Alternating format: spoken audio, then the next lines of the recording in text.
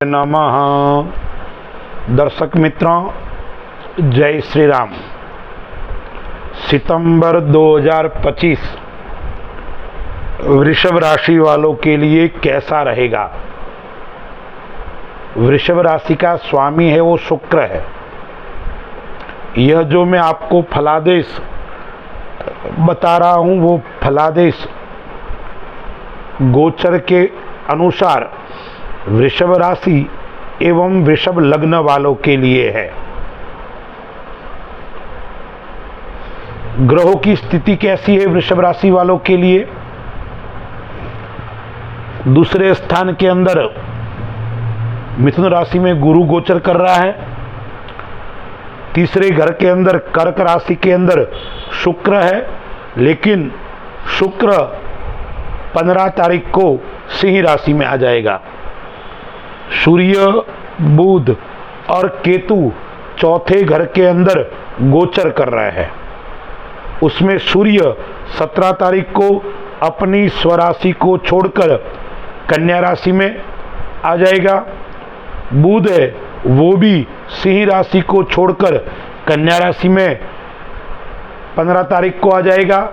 उससे पहले 2 तारीख को बुध अस्त भी हो जाएगा। मंगल पहले से कन्या राशि के अंदर गोचर कर रहा है, वो भी 13 तारीख को 13 सितंबर को तुला राशि के अंदर आ जाएगा। आगे राहु है वो कुंभ राशि के अंदर है 10वें घर के अंदर, और शनि जो है वो एकादश स्थान के अंदर मीन राशि में गोचर कर रहा है। यह है कुंडली की स्थिति।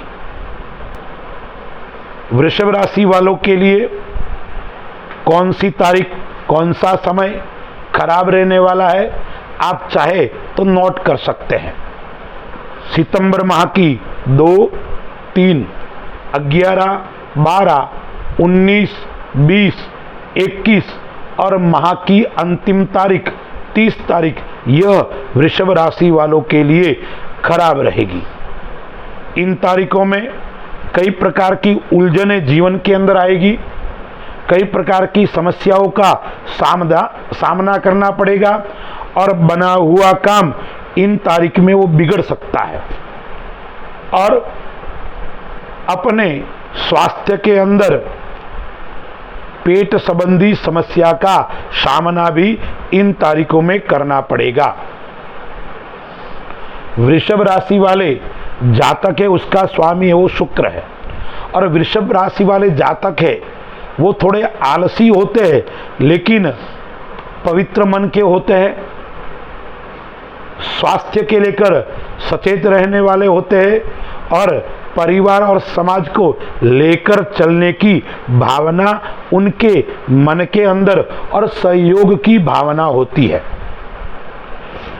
वृषभ राशि वालों के लिए यह जो महीना है सितंबर माह का, वह भौतिक सुख और समृद्धि को देने वाला रहेगा। परिवार का विकास होगा, परिवार की उन्नति होगी। व्यापार की दृष्टि से देखते हैं तो जो कॉरपोरेटर जगत के अंदर काम करते हैं उनके अंदर आपकी प्रतिस्पर्धा अच्छी रहेगी। आपको काम की गति मिलेगी, निरंतर आपका काम बढ़ेगा। जो नौकरी आदि करते हैं उनको भी नए नए अवसर प्राप्त होंगे। प्रमोशन का योग रहेगा। आपके पास में चलाकर काम मिलेगा। आप नहीं चाहते हैं फिर भी अच्छी अच्छी नौकरी के योग आपके समक्ष उपस्थित होंगे। तो वृषभ राशि वालों के लिए व्यापार की दृष्टि से यह समय उत्तम और श्रेष्ठ फल की प्राप्ति कराने वाला है। तीसरे घर के अंदर शुक्र है वो कर्क राशि के अंदर है और वो भी 15 तारीख तक है। तो 15 तारीख तक भाई बहनों से प्रेम तो रहेगा, अपनत्व रहेगा, लाभ होगा, लेकिन बीच बीच में थोड़े मानसिक विचार, मन मुटाव उत्पन्न हो सकते हैं। फिर चौथे घर के अंदर सूर्य बुध है, केतु के साथ में बैठे हुए हैं, तो आपको विशेष किन बातों का ध्यान भी रखना है। यदि आप भूमि संबंधी कार्य करते हो, आप भवन संबंधी कार्य करते हो, तो उसके अंदर आपके नए मकान का योग भी बन रहा है, भूमि भवन से लाभ का योग बन रहा है। आप काफी समय से मकान, भूमि आदि लेने का प्रयत्न कर रहे थे, ये सितंबर माह के अंदर आपको सफलता की प्राप्ति भी हो सकती है। लेकिन इस माह के अंदर सूर्य और केतु साथ में है, 17 अगस्त से 17 सितंबर तक चल रहा है वो। तो इस समय आपको स्वास्थ्य की दृष्टि से पेट संबंधी बीमारी का योग भी रहेगा।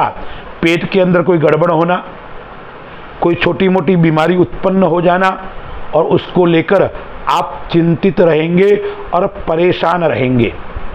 यदि आपके हाड़ के संबंधी कोई बीमारी है, हृदय रोग संबंधी कोई बीमारी है, तो आपको थोड़ा सावधान रहना पड़ेगा।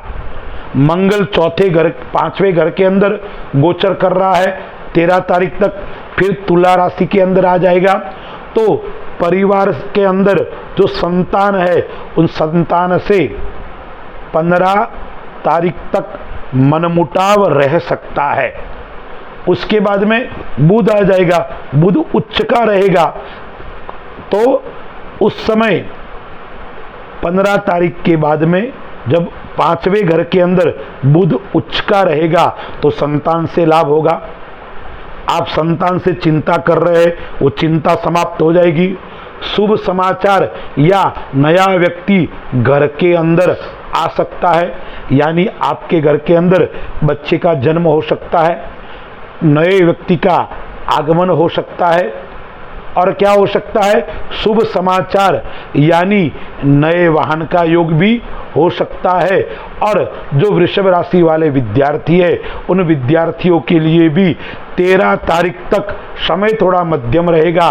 13 तारीख के बाद में कई प्रकार के लाभ और श्रेष्ठ फल की प्राप्ति इस माह के अंदर आपको होने वाली है।